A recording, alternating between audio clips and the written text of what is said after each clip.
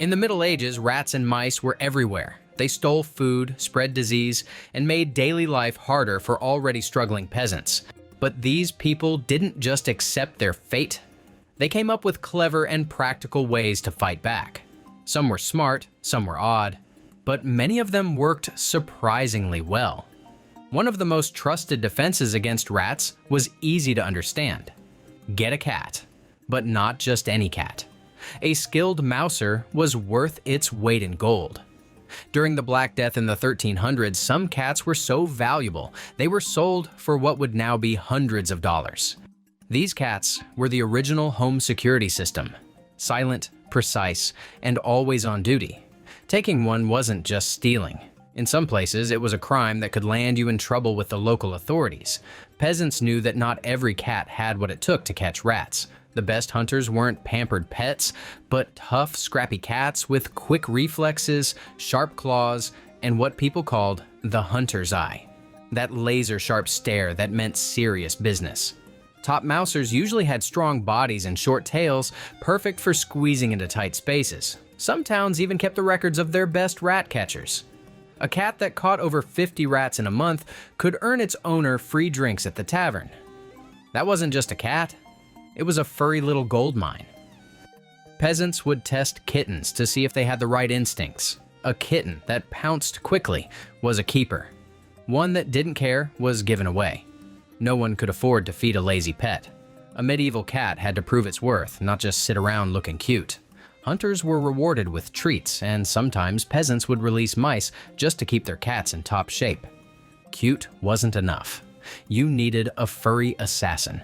Some rodent hunters were so useful, peasants locked them up for safekeeping. These weren't cats, but trained ferrets. Thin and flexible, they were perfect for squeezing into places cats couldn't reach. It might seem odd, but their long bodies were perfect for chasing rats into their nests. Ferrets were the stealth units of medieval pest control. Unlike cats, ferrets didn't work on their own. They needed training. A good ferret could be sent into holes, tunnels, and even behind walls. They were like early versions of inspection tools, except they came back with dead rats. Training one wasn't easy. Handlers had to teach them to come back after a hunt. To help track them, peasants often tied bells or cloth strips to their collars so they wouldn't get lost underground. Ferrets were valued for one major reason: their drive. Once they caught a rat's scent, they didn't stop until the job was done. They could clear out a small barn in a matter of hours. But they didn't just kill. Their presence caused chaos. Rats would panic, running straight into traps or into the claws of waiting cats. A single ferret could cause a rat exodus. They were relentless, determined, and surprisingly effective. While ferrets handled rats that hid in walls and burrows, some peasants used a method that didn't need feeding, training, or even legs. Spicy herbs and smelly plants scattered around homes became the medieval version of rat repellent spray, before spray bottles were even a thing. Peasants found that rats hated certain scents that humans could tolerate or even enjoy. It turns out rats were the original fussy roommates with hyperactive noses. Mint was the king of rat-repelling herbs. Peasants would crush fresh mint and sprinkle it near doors and windows. The menthol scent was like a force field for rodents. Rats took one whiff and turned around like, "No thanks, not today." Smelled more like a breath freshener convention than a barn. Garlic came in hot as a runner-up. Peasants crushed garlic cloves and tucked them into corners of pantries and kitchens. The strong sulfuric odor made rats act like teenagers faced with chores. Sudden, dramatic exits. Some resourceful farmers soaked cloth in garlic juice and dangled them from beams, turning their homes into stinky fortresses rats wouldn't dare enter. Wormwood, that bitter herb still found in absinthe, was another strong contender.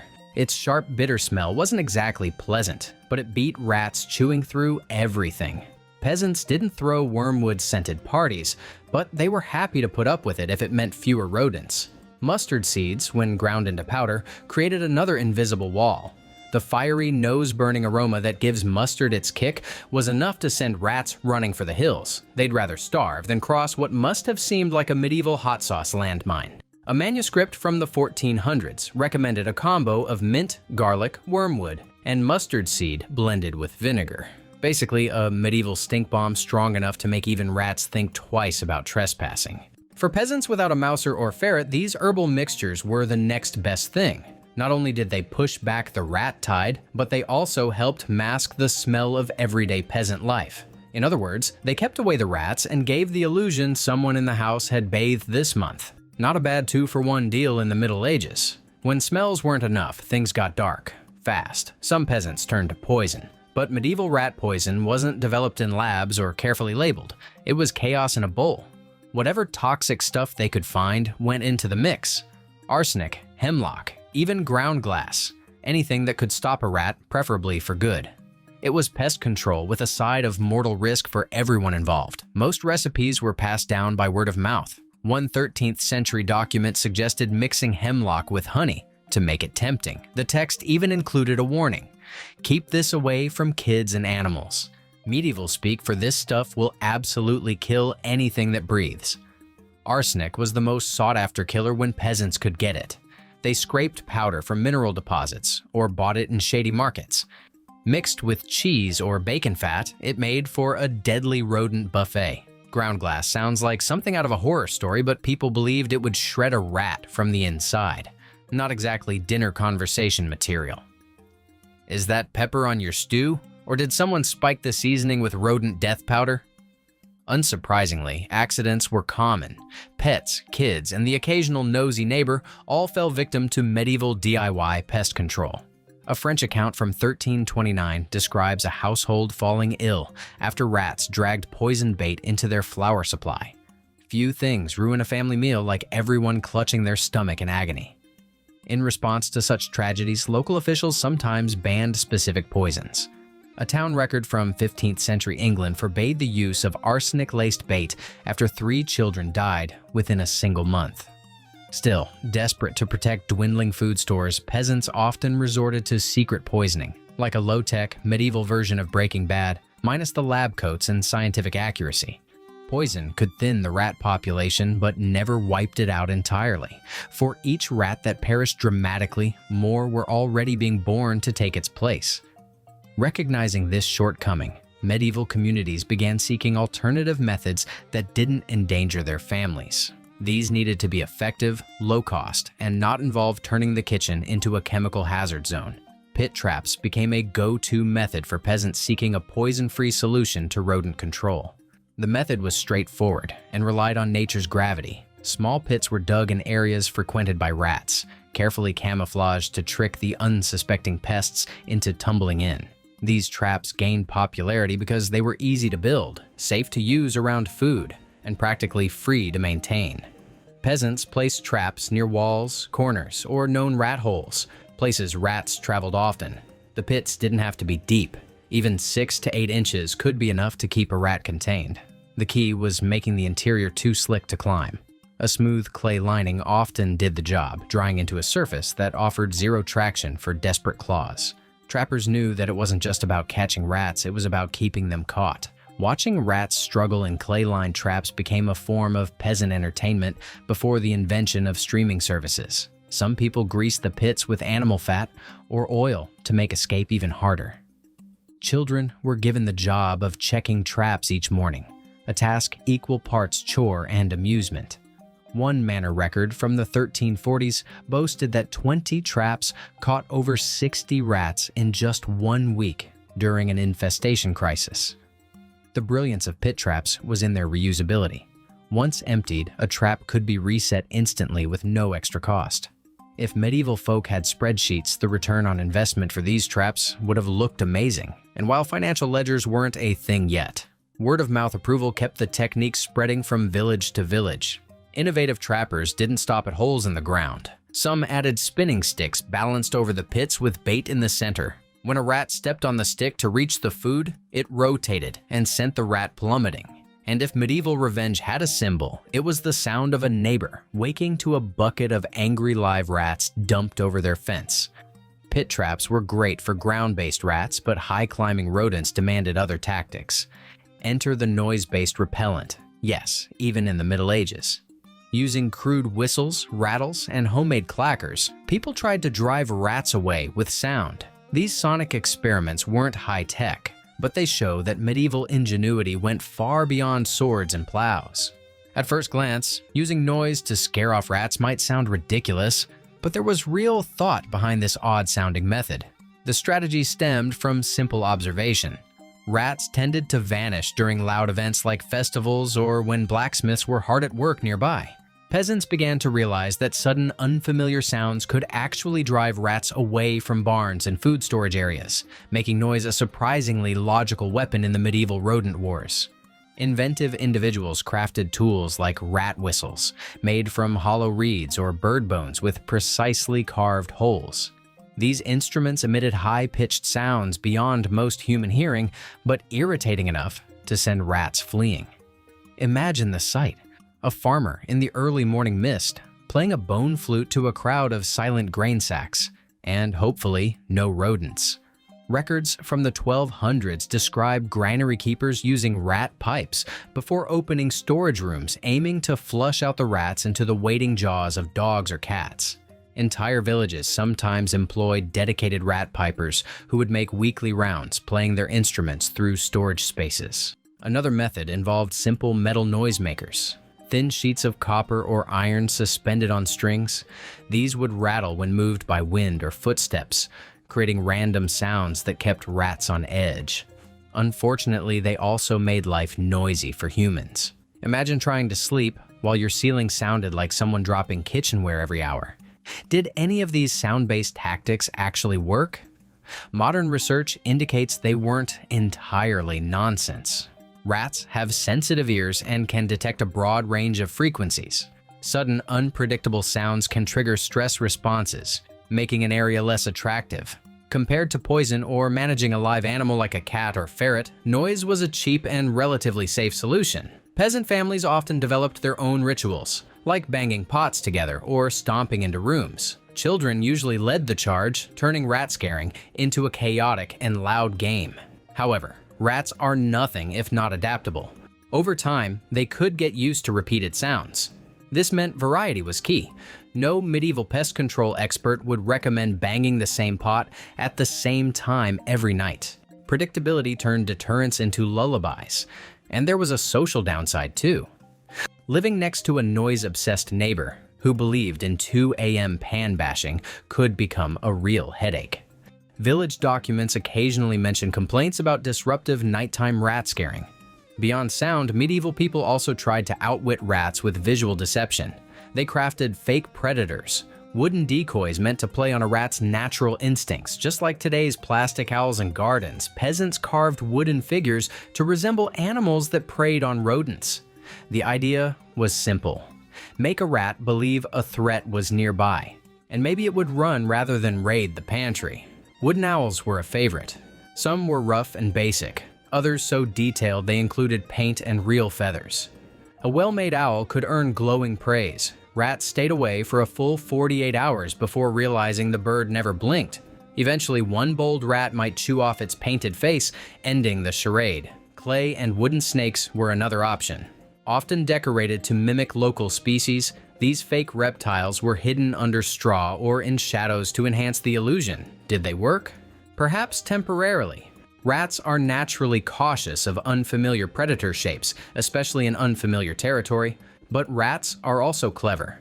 Once they figured out the decoy never moved, they learned to ignore it. Like most medieval solutions, these scare tactics were imperfect, but they reflected creativity, resourcefulness, and a deep understanding of the natural world, even without modern science. This ongoing battle between humans and rats turned into a kind of medieval arms race. To keep the upper hand, rat-fearing households had to regularly shift their decoys around to maintain the illusion of danger. Imagine a decorating style entirely informed by rodent psychology. Some households even rotated different predator types weekly to keep rats on edge. One particularly inventive approach, noted in a 1400s German manuscript, describes a pivoting wooden hawk that would sway back and forth whenever a breeze passed through a window.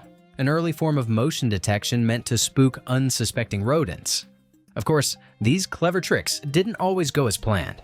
Rats are smart, and once they realized the wooden beast didn't bite, they sometimes made themselves right at home beside them. One unfortunate account details a wooden owl gnawed to such an extent that it resembled a sad, featherless roast chicken. When the most fearsome fake predator turns into chew toy, it's time to rethink your strategy. That's when peasants got personal.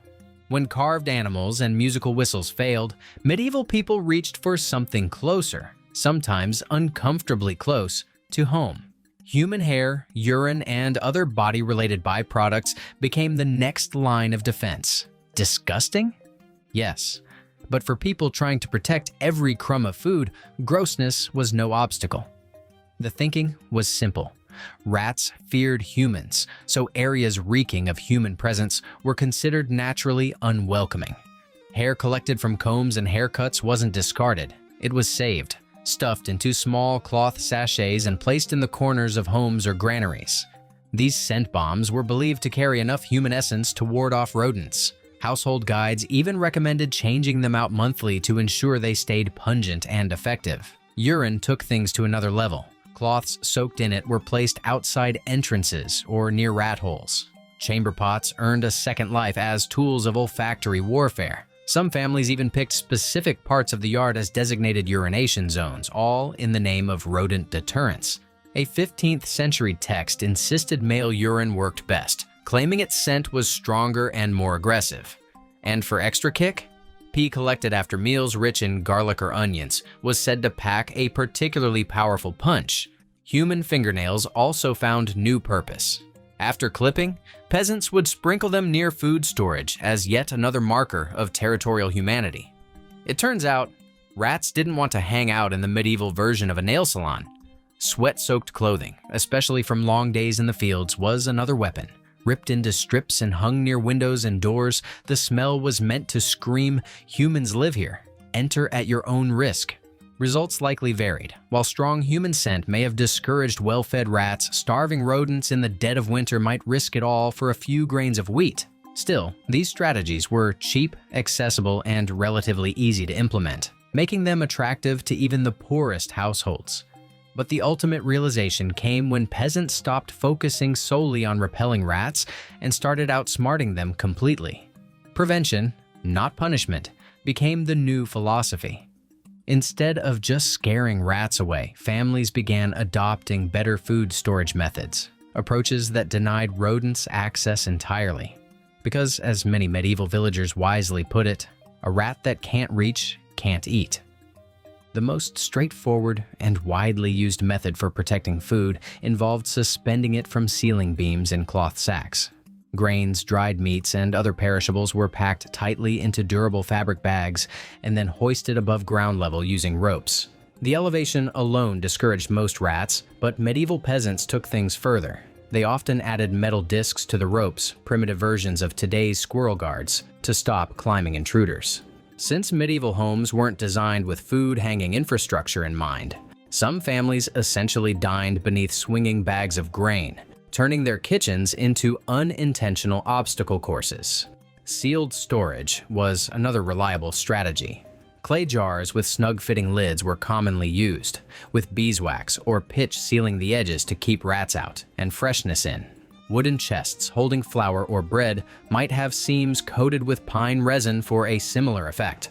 For bulkier storage needs, elevated wooden platforms were constructed, raised several feet above the ground. Each supporting leg was topped with a wide wooden or metal disc that rats couldn't maneuver around. Looking up at these elevated pantries, rats must have felt like foot soldiers trying to storm an unscalable fortress. Among the most ingenious defenses was the greased pole method. Poles were coated with animal fat, then used to support food platforms several feet off the ground. Rats, despite their nimble climbing skills, couldn't get a grip on the slippery surface. The method worked well enough that documented losses in places like manors and monasteries dropped significantly. A 1400s monastery record notes that after switching to suspended storage, annual grain loss fell from nearly 20% to under 5%, proving that a little grease and gravity went a long way.